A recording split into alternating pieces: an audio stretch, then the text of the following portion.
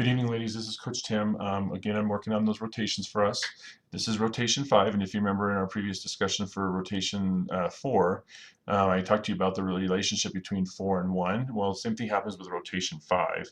It is the exact opposite positions on the court as where you were in rotation 2. So, for example, if you remember in rotation 2, Emma was up front and Anna was in the back, and in this case both of our setters have flipped their locations because if you remember, Emma was up here for 2. Well, she moved over here for 3, she moves here for 4, and then she's landing up here for rotation 5.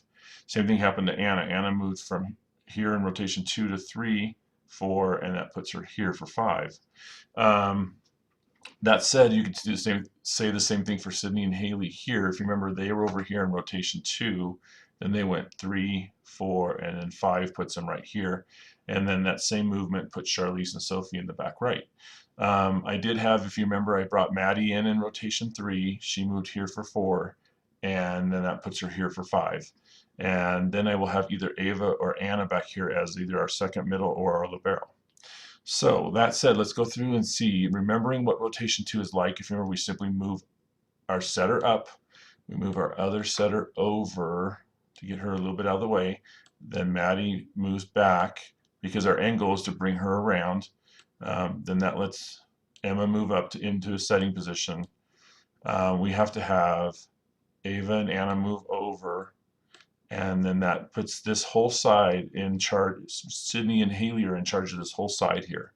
So if you remember from our discussion on Sunday on our match, we talked about maybe moving to this point so that you have a little bit more room to operate in the front, and then if need be, cover behind you. You all said to me that it was easier for you to move what was in front of you than what was behind you.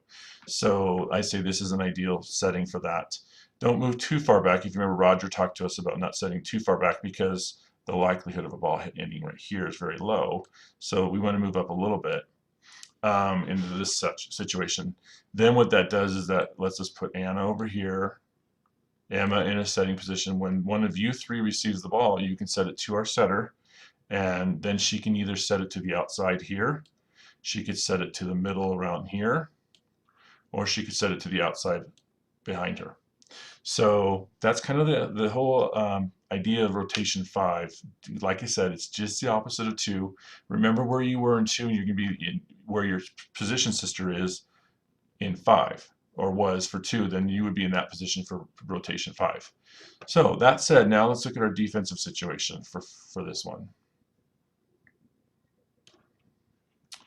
With everybody back in their situations, what I want to do is show you where we would then say we would put our middles back, and we put everybody back in their original spots. Right, he's back in the corner.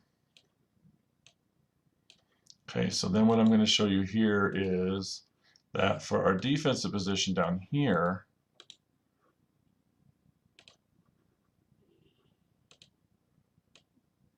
here's our defensive setting. Trying to scoot it down just a little bit. Let me give it some room here. So here's our defensive position for 5, in which you would each be in your spots. The way that we can kind of set up 5 is once again, everybody having to move where we have to remember, who do we want on the outside right? Well, that always has to be our setters. So what we would do is the goal would be to get Anna over here, and we always want our middle in the middle on the defensive position. So we would want to have these two switch here and here once the ball is contacted. Now at the same time, you can say the same thing about what we want here as well to be the same. We want to have our outside hitter here in the middle, and we want our setter to be here on the side again. So what that's going to do is that's going to put, if you remember our defensive position here, we would have our middles across, outside hitters across, and our two setters both on the right side. So let me do that one more time for everybody. Okay.